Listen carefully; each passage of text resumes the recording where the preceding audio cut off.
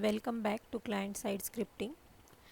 Today we are going to discuss about forms in HTML and event handling of forms using JavaScript. In HTML we have seen various times how to create forms, what are the various parameters of forms, and how to design interactive forms. In JavaScript we are going to study the structure of form with the help of HTML tags and how we can provide events to that forms that we are going to study using JavaScript coding. So let's start with the concept. Firstly, we will see what is actually use of form in web pages.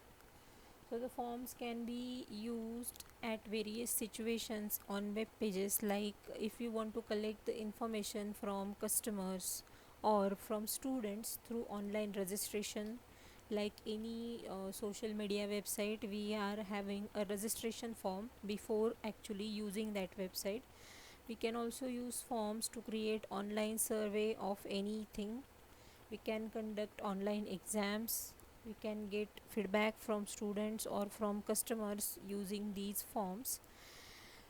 Then we can use this information collected from the forms for background processing or for the use of that company or that college. So this is the basic use of forms. So firstly, today we are going to see how the forms are designed and what are the important parameters and methods of the form that we are going to write the code for. So let's start with the basic syntax of form. Now here we all know that form can be simply designed using the HTML's form tag that is available with HTML. For that purpose, whenever we are writing HTML code, we will use or include form tag in that HTML form. That tag is having various parameters which are mentioned here in the slide. The first important parameter is the name parameter, which will provide the name to the form. The form that you are going to create will have a name with the parameter name. It can be blank, but if we are providing background coding with the help of JavaScript to this form, then this name parameter is the important one. So we have to mention the name of form. The second parameter of HTML form tag is the method that we are going to use for sending the data that is entered by the user. So here we can use two methods. Either we can use get method or post method. These two methods are used to send the data to the server, which is collected by client. And the third important parameter of form tag is action. Here in the action tag, we are actually calling the event that we want to fire on the form. Like if we want to submit the form, if we want to fire any other event on the form, then we can use the action parameter for the same. So here we can see a collected example where we have mentioned the form tag with all the parameters. So let's see here. The beginning of the form is with the parameter form. Then we are mentioning name of the form here is order, which is mentioned in double quotes, which is the important thing. After that, give space, and then the next parameter is method. Now here get method is used, so in double quotes get method is mentioned, and then we are going to specify the action that is going to perform on the form. Now here in the action section, you can see here the name of file is given as a.jsp. So here we can say that whenever this form is completed and we will submit this form, the page named as a.jsp will be opened in that particular window by this action parameter.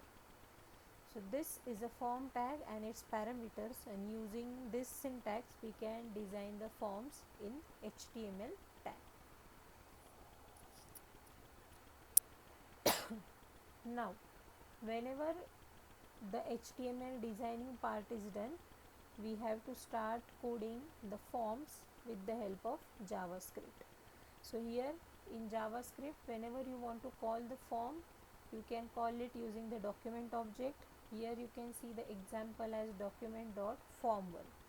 So this statement will call your first form, document.form1, and after this form1 you can mention the methods of form that you want to fire on that particular form.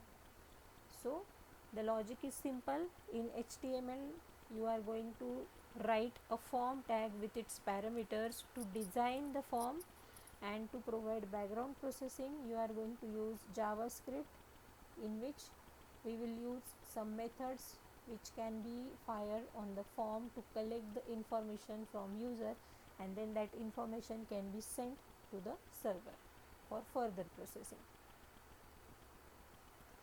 Now these are some properties of form objects. Action we have already discussed. What is the use of action? Methods. There are two methods, get method and post method. Get method is the default one. If we are not mentioning any method in the form tag, then it will by default choose get method. But if you want to specify a different method, then you can use post in the method parameter. Then there is a name. That name denotes the name of the form and the target. Now this target is a property which specifies the window in which the result of the form will be displayed. That means whenever you will display some result after the submission of form, you can mention the target window in which you want to open that form. So for target you have multiple options, like if you are mentioning blank, then your form will open in a new window. If you are mentioning the target as self, it will open in the same frame where the form was created. If you are giving the target as parent, it will open in the parent frame. If you are mentioning top as a target, then it will open in the start of the window. And if you are specifically want to open the form in particular frame, then you can mention the name of frame in the target property. So using any one of the values, you can specify the location of form where you want to display the form after the result. Now there are generally two methods of form which are universally used. One is reset and second is submit. Reset method is used to reset the form. That means whatever values are entered by the user in the form can be cleared out with the help of single reset button. And the second one, which is the most important, is submit button. Whenever you want to submit the data to the server, then you can click on this submit button, and whenever the submit button is clicked, the submit method at the background will be evoked.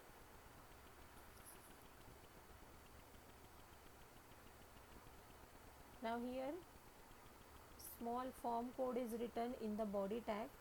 Here you can see body tag is given, then the form tag is there, name of the form is form1, action, in action parameter one file name is mentioned which can be used for performing the action. Here method used is get method, and now here you can see one more property as we have discussed is the target property, which is using value underscore blank.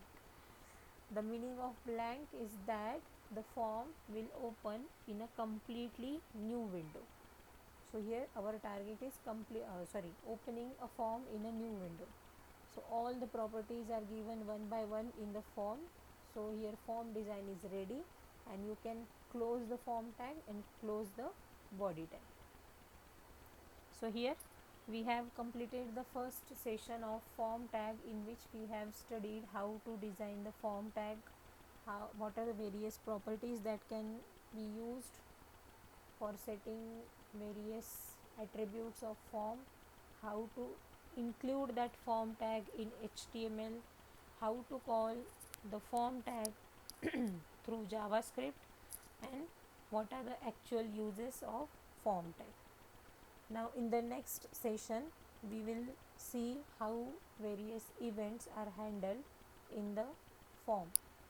Till then just read the PPT and prepare yourself for the next session.